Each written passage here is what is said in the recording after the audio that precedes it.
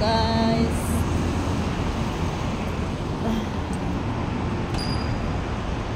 Lakad time. May tatlong lalaki nag-ano sa akin guys. Yung una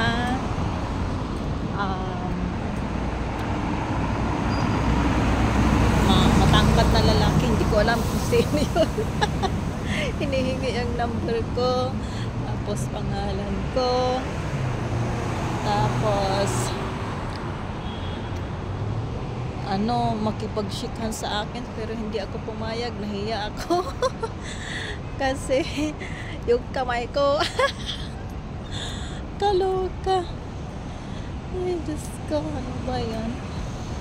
Tapos meron naman isa taga Armenian. So sa bata pa man 27 pa lang. Diyos ko, nagtanda ko na. Ako. Kung di lang yun bata pa Oh my God. Tapos ano ba yan? Niyaya ako mag-coffee. Pero hindi ako pumayag. Kasi doon sa hotel niya, kaloka. Diyos ko. Sabi ko, ayoko. Tapos, alam niyo ba? Tapos umalis siya, tapos bumalik naman siya. Akala niya siguro mauto ako. Tapos yung isa na naman, ngayon sabi niya taga-Bahrain, ewan ko, hindi ko maintindihan, pero ayoko kasi Muslim. Hinihingi number niya, pero hindi ko binigay, no. Ayan guys,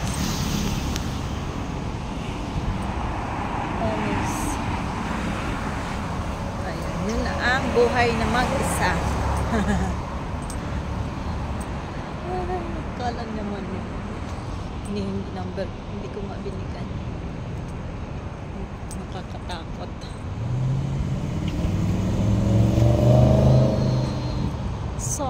Sorry naman.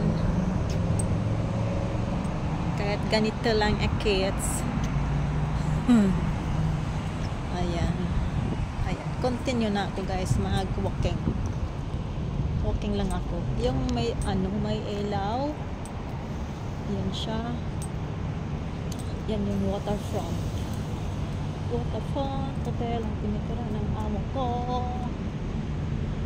Ano ba tayo? Beach siya guys.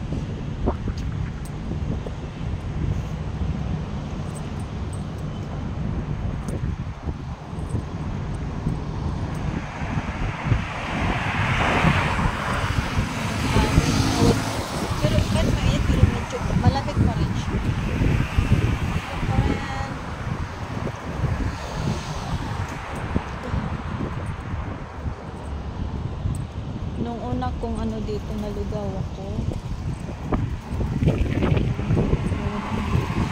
pagpunta dito, pag-uwi pa lang.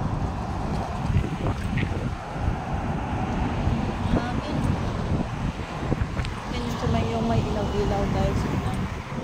Waterfront Hotel.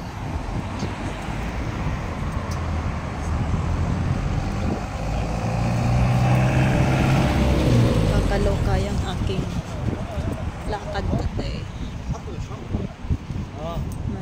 Sunod-sunod na mga lalaki. Akala nila.